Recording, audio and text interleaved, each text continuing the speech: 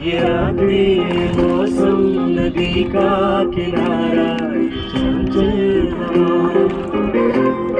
दिलों ने कर कभी हम न होंगे जुदा.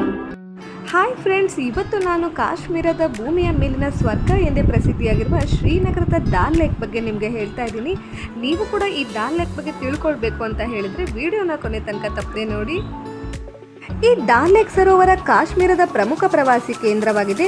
ವಿಶೇಷವಾಗಿ ಇಲ್ಲಿನ ಬೋಟ್ ಹೌಸ್ಗಾಗಿ ಹೆಸರುವಾಸಿಯಾಗಿದೆ. ನಂಬಿಕೆ ಪ್ರಕಾರ ಇದು ಹಿಮದ ನದಿಯಾಗಿದ್ದು ಕಾಲಾನಂತರದಲ್ಲಿ ಸರೋವರವಾಯಿತು ಅಂತ ಕೂಡ ಹೇಳಲಾಗುತ್ತೆ. ಈ ದಾಲ್ ಲೇಕ್ ಶ್ರೀನಗರ ಮತ್ತು ಜಮ್ಮು ಕಾಶ್ಮೀರದ ಎರಡನೇ ಅತಿ ದೊಡ್ಡ ಸರೋವರವಾಗಿದೆ. ಹಾಗೆ ಪ್ರವಾಸಿಗರು ಅತಿ ಹೆಚ್ಚು ಭೇಟಿ ನೀಡುವ ಸ್ಥಳವಾಗಿದೆ. ಸೊ ಇಲ್ಲಿಗೆ ನಾವು ಬಂದಾಗ ಕೂಡ ಇದೇನೋ ನಾರ್ಮಲ್ ಆದ ಒಂದು ಬೋಟಿಂಗ್ ಅಂತ ಅಂದ್ಕೊಂಡಿದ್ವಿ. ಬಟ್ ಈ ಶ್ರೀನಗರಕ್ಕೆ ಬಂದರೆ ಲ್ಯಾಂಡ್ ಲೈಫ್ ಒಂದು ಸೆಪ್ರೇಟ್ ಅಂದರೆ ನಮ್ಮಲ್ಲಿ ನಾವು ಭೂಮಿ ಮೇಲೆ ವಾಸ ಮಾಡ್ತೀವಲ್ಲ, ಆ ಲೈಫೇ ಒಂದು ಬೇರೆ ಇದೆ. ಹಾಗೆ ಇಲ್ಲಿನ ಸೆಕೆಂಡ್ ಟೈಪ್ ಆಫ್ ಲೈಫ್ ಅಂದರೆ ಈ ದಾಲ್ ಲೇಕ್ ಮೇಲೆ ಒಂದು ಲೈಫ್ ಇದೆ. ಹಾಗಂತ ಹೇಳಿದರೆ ಇಲ್ಲಿ ಸುಮಾರು 1000ಕ್ಕೂ ಹೆಚ್ಚು ಜನ ಈ ದಾಲ್ ಲೇಕ್ ಮೇಲೆ ವಾಸವಾಗಿರ್ತಾರೆ. ಅಂದರೆ ಇಲ್ಲಿನ ಬೋಟ್ ಹೌಸಲ್ಲೇ ಅವ್ರು ವಾಸವಾಗಿರ್ತಾರೆ. ಇಲ್ಲಿ ಸುಮಾರು 1000ಕ್ಕೂ ಹೆಚ್ಚು ಫ್ಯಾಮಿಲಿಗಳಿದೆ. ಅವ್ರು ಕಂಪ್ಲೀಟ್ ಅವ್ರ ಲೈಫನ್ನು ಈ ದಾಲ್ ಲೇಕಲ್ಲೇ ಕಳೀತಾರೆ. ಅವ್ರ ವ್ಯವಹಾರ ಏನಿರುತ್ತೆ ಅದೆಲ್ಲ ಈ ದಾಲ್ ಲೇಕಲ್ಲೇ ಇರುತ್ತೆ ಅವ್ರದ್ದು. ಹಾಗೆ ಇಲ್ಲಿ ಅವ್ರ ಮಕ್ಕಳನ್ನೆಲ್ಲ ಅವ್ರು ಸ್ಕೂಲಿಗೆ ಕರ್ಕೊಂಡು ಹೋಗ್ಬೇಕಂದ್ರೂ ಕೂಡ ಈ ದೋಣಿ ಮೂಲಕನೇ ಅವ್ರು ಕರ್ಕೊಂಡು ಬರ್ತಾರೆ. ಆ ಥರ ಒಂದು ಸ್ಪೆಷಾಲಿಟಿ ಇದೆ ದಾಲ್ ಲೇಕ್ಗೆ. ಹಾಗೆ ಇಲ್ಲಿ ಸುಮಾರು 1000ಕ್ಕೂ ಹೆಚ್ಚು ಬೋಟ್ ಹೌಸ್ ಇದೆ. ಈ ಬೋಟ್ ಹೌಸಲ್ಲಿ ನಾವು ಸ್ಟೇ ಕೂಡ ಮಾಡ್ಬೋದು. 1000 ರುಪೀಸಿಂದ ಹಿಡಿದು 4000, 5000 ಈ ಥರ ರೆಂಟ್ ಇರುತ್ತೆ. ಇಲ್ಲಿ ಬರೋ ಸುಮಾರು ಟೂರಿಸ್ಟು ಈ ದಾಲ್ ಲೇಕಲ್ಲಿ ಸ್ಟೇ ಮಾಡ್ತಾರೆ. ಇದೇ ಥರದ ಬೋಟ್ ಹೌಸ್ ಇರುತ್ತೆ, ನಾನು ತೋರಿಸ್ತಾ ಇದ್ದೀನಲ್ಲ, ಈ ಥರ ಬೋಟ್ ಹೌಸಲ್ಲಿ ಸ್ಟೇ ಮಾಡ್ಬೋದು. ತುಂಬಾ ಚೆನ್ನಾಗಿರುತ್ತೆ. ಬಟ್ ನಾವು ಬೇರೆ ಕಡೆ ರೂಮ್ ಬುಕ್ಕಿಂಗ್ ಮಾಡಿದ್ರಿಂದ ನಾವು ಈ ಬೋಟ್ ಹೌಸಲ್ಲಿ ಸ್ಟೇ ಮಾಡಿಲ್ಲ. ಬಟ್ ಇಲ್ಲಿ ಬರೋ ಟೂರಿಸ್ಟು ತುಂಬ ಜನ ಈ ಬೋಟ್ ಹೌಸಲ್ಲಿ ಸ್ಟೇ ಮಾಡ್ತಾರೆ. ಈ ದಾಲ್ ಲೇಕ್ ಸುಮಾರು 18 ಕಿಲೋಮೀಟರ್ ಚದರ ವಿಸ್ತೀರ್ಣವನ್ನು ಹೊಂದಿದೆ. ಹಾಗೆ ಈ ದಾಲ್ ಲೇಕ್ನ ಮತ್ತೊಂದು ವಿಶೇಷ ಏನು ಅಂತ ಹೇಳಿದ್ರೆ ಈ ಶಿಕಾರ ರೈಡ್ ಅಂದರೆ ಇಲ್ಲಿನ ಒಂದು ಮರದ ದೋಣಿ ನೋಡಿ ತೋರಿಸ್ತಾ ಇದ್ದೀನಲ್ಲ, ಈ ಥರ ಮರದ ದೋಣಿಲಿ ನಮ್ಮನ್ನು ಕೂರಿಸ್ಕೊಂಡು ಅವರು ಬೋಟಿಂಗ್ ಕರ್ಕೊಂಡು ಹೋಗ್ತಾರೆ. ನಿಜವಾಗ್ಲೂ ಈ ಬೋಟಲ್ಲಿ ಕುತ್ಕೊಂಡು ನಾವು ಆ ಬೋಟಿಂಗ್ ಹೋಗ್ಬೇಕಾದ್ರೆ ತುಂಬಾ ಚೆನ್ನಾಗಿರುತ್ತೆ. ನೀವು ನೋಡಿ ಈ ಥರ ಪಕ್ಕದಲ್ಲಿ ದೋಣಿಗಳು ಬರ್ತಾ ಇರುತ್ತೆ, ನಾವು ಆರಾಮಾಗಿ ಕುತ್ಕೊಂಡು ಹೋಗ್ತಾ ಇರ್ತೀವಿ. ಸಾಂಗ್ಸ್ ಹಾಕಿರ್ತಾರೆ, ಆ ಸಾಂಗ್ಸ್ ಕೇಳ್ಕೊಂತ ನಿಜವಾಗ್ಲೂ ಬ್ಯೂಟಿಫುಲ್ ಆಗಿರುತ್ತೆ. ಆ ಸರೋವರ ಸುತ್ತ ನೋಡ್ಕೊಂತ ತುಂಬಾ ಬ್ಯೂಟಿಫುಲ್ ಆಗಿರುತ್ತೆ. ಹಾಗೆ ನಾವು ಇಲ್ಲಿ ಬೋಟಿಂಗ್ ಮಾಡಬೇಕಾದ್ರೆ ಈ ಥರ ಟೀ ತರ್ತಾರೆ, ನಮ್ಮ ಹತ್ರನೇ ತರ್ತಾರೆ, ಅವರೇ ತರ್ತಾರೆ. ಫುಡ್ ತರ್ತಾರೆ. ನೋಡಿ ನಾನು ಕೂಡ ಇಲ್ಲಿ ಟೀ ತೊಗೊಂಡೆ. ಇಲ್ಲಿನ ಒಂದು ಫೇಮಸ್ ಟೀ ಕಾವಾ ಅಂತ ಕರೀತಾರೆ.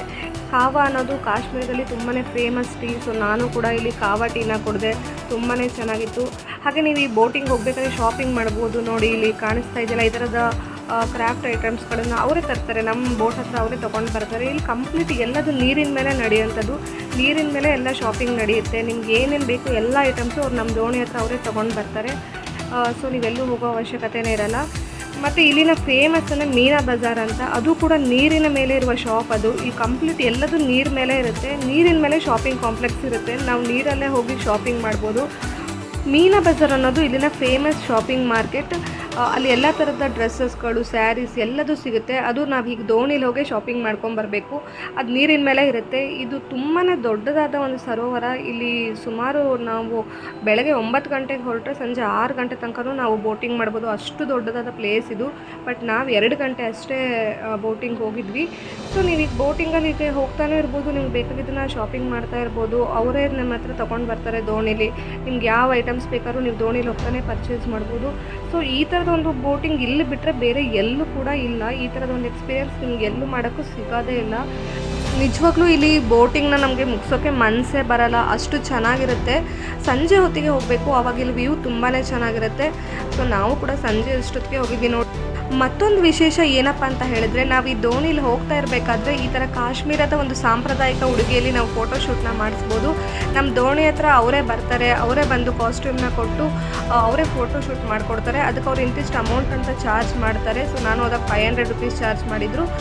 ತುಂಬಾ ಚೆನ್ನಾಗಿರುತ್ತೆ ಈ ಎಕ್ಸ್ಪೀರಿಯೆನ್ಸ್ ಮಾತ್ರ. ಆ ನೀರಿನ ಮಧ್ಯೆ ನಾವು ಡ್ರೆಸ್ಅಪ್ ಆಗಿ ಫೋಟೋಶೂಟ್ ಮಾಡಿಸೋದು ಸಖತ್ತಾದ ಒಂದು ಒಳ್ಳೆಯ ಎಕ್ಸ್ಪೀರಿಯೆನ್ಸ್ ಆಗಿತ್ತು ನನಗೆ ಮಾತ್ರ.